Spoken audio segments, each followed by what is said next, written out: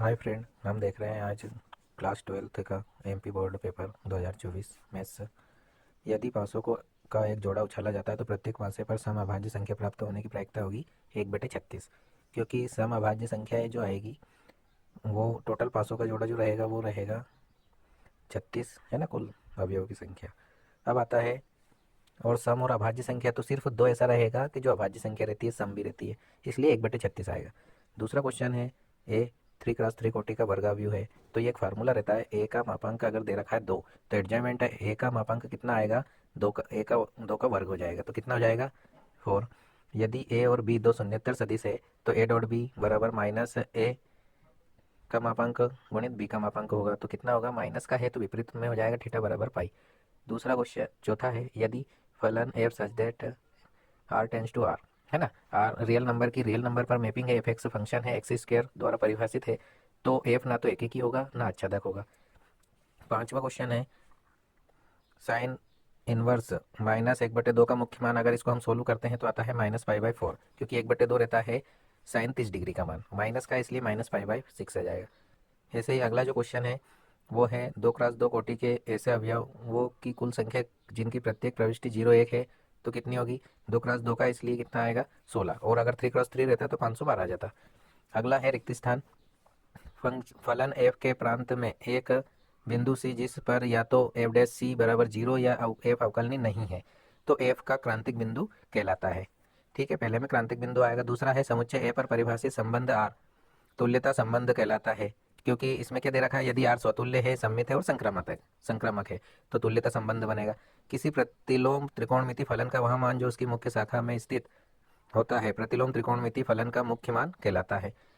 चौथा है, यदि ए डैश बराबर ए आता है, मतलब परिवर्त भी एक समुच्चय अगर ए है तो ए का परिवर्त भी ए डैश बराबर आ गया, तो ए एक सममित अवयव कहलाता है। पांचवा है cos theta sine theta minus sine theta cos theta, अगर इसको हम सोल्व करते हैं तो क्या आता है, इसका मान है, क्योंकि सर्वसमीका बन जाती है क्रॉस गुणा करने पर। ऐसे ही छठा जो है ई की पावर -x का अवकलन अवकलन करेंगे, अवकलज करेंगे तो क्या होगा, ई की पावर x का वो का वही रहता है, लेकिन x का अवकलन जो करेंगे तो -x है, इसलिए माइनस चिन्ह आगे जाएगा एक, है ना। सत्य सत्य में समान कोटि के विकर्ण अवयवों का गुणन क्रम विनिमय होता है, सत्य है। x के सापेक्ष 1/x का अवकलज log x होता है, असत्य, क्योंकि ये अवकलन नहीं है, समाकलन है ना, समाकलन होता है। अगला है तीसरा, यदि L1 M1 N1 तथा L2 M2 N2 दिक् कोसाइन वाली दो रेखाओं के बीच न्यून कोण थीटा है तो साइन थीटा बराबर ये होता है असत्य। एक फलन F such that X tends to Y, एक ही फलन है, तो एक ही फलन रहता है तो फंक्शन अगर बराबर लेके चलते तो अवयव भी बराबर आना चाहिए, लेकिन इसमें बराबर नहीं दे रखा है इसलिए असत्य है। कोस इनवर्स की मुख्य शाखा का परिसर 0 पाई होता है, सत्य है। किसी वर्ग अवयव को एक सममित या एक विषम सममित अवयव के योगफल के रूप में व्यक्त किया जा सकता है, सत्य है। सही जोड़ी भी दे रखी है, ये फार्मूले अधिकतर आते हैं इसलिए ये मैंने यहाँ पे डायरेक्ट लिखा है। अगला एक शब्द में एक अवकल समीकरण dy/dx plus 2y equal to sine X का समाकलन गुणांक जो ई की पावर के रूप में समाकलन करते हैं ई की पावर का, उसमें आता है 2x, ई की पावर 2x आ जाएगा। तीन कोटि वाले किसी अवकल समीकरण में विशिष्ट हल में उपस्थित स्वेच्छ चरों की संख्या लिखी है, तो कितने आएंगे, 0। एफ एक्स बराबर एक्स स्क्वायर, है ना, एक्स बिलोंग्स टू आर द्वारा प्रदत्त फलन एफ का निम्नतम मान 0 होगा। यदि ए तथा बी दो ऐसी संख्याएं हैं, एस उप समुच्चय है बी का, तो P A not equal to 0 है, तो तब P A B upon A का मान क्या होगा, तो ये सूत्र पूछा है पी ए इंटरसेक्शन बी बटे पी ए। पांचवे में है X such that I cap J cap K cap मात्रक सदिश है, तो एक्स का मान होगा, अगर हम चाहे तो प्लस माइनस भी लिख सकते हैं, 1/3, है ना। और आई और डाट है, अंदर है जे क्रॉस के तो आई मान आएगा, जे डाट आई क्रॉस के है तो दूसरे में भी जे मान आएगा, और के डॉट आई क्रॉस जे है तो के मान आएगा, मतलब ये समान आ जाएंगे, I dot I J dot J के डॉट के, तो एक आएगा इसका मान, तो कितना जाएगा 3।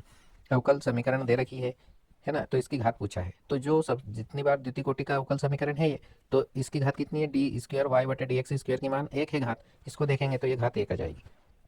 ठीक है, इसी प्रकार मैंने ये क्वेश्चन इसमें सोल्व करके भी इसमें भी रख दिए हैं, जो सोल्व है वो, और बाकी के पीछे से इसमें लिंक मतलब इसके पीछे ही ऐड कर रखे हैं सोल्व क्वेश्चन। ठीक है, क्वेश्चन 11वां भी बहुत सरल ही है, ऐसे ही 12वां क्वेश्चन भी सरल है, वर्धमान फलन रहता है। ठीक है, अब इसमें ये जो क्वेश्चन आए इस बार का जो मैथ्स आया है, मैथ्स का पेपर, वो बहुत ही सरल आया है। आधे तो एग्जाम्पल में मिलेंगे और आधे प्रश्नावली में मिलेंगे। इजी पेपर है इस बार का, देख सकते हो आप लोग। 3 नंबर में दिए थे अपने ये जो 8 पार्ट में क्वेश्चन आते हैं, प्रोग्रामिंग जो है लीनियर प्रोग्रामिंग, है ना। और 8 पार्ट के तो 3 नंबर में दिए, 19वां क्वेश्चन यही है इसमें। अपन चतुर्थांश का क्षेत्रफल निकाल सकते हैं। ये दोनों एग्जाम्पल दिए इसमें से। प्रायिकता वाले में भी एग्जाम्पल है। 20वां जो क्वेश्चन है सदिश वाला है, इसका भी पीछे क्वेश्चन हल करके दे रखा है मैंने। इसमें अवकल समीकरण की, इसमें जो पहला भाग है इसका ये बहुत सरल दिया है, और वाला क्वेश्चन। और ऐसे 23वें क्वेश्चन में भी ये टेन इनवर्स एक्स को फर्स्ट फंक्शन मान लेंगे और एक्स को सेकंड मानेंगे, क्योंकि टेन इनवर्स एक्स का अवकलन आता है, हमें समाकलन नहीं होता है ना।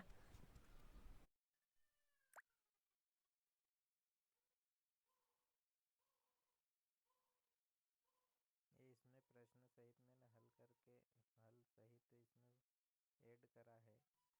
आप लोग प्रश्न को देख सकते हैं और इसका सही आंसर प्राप्त कर सकते हैं। पूरे क्वेश्चन मिले हैं, इस बार कुछ भी आउट ऑफ नहीं गया है मैथ्स के पेपर में।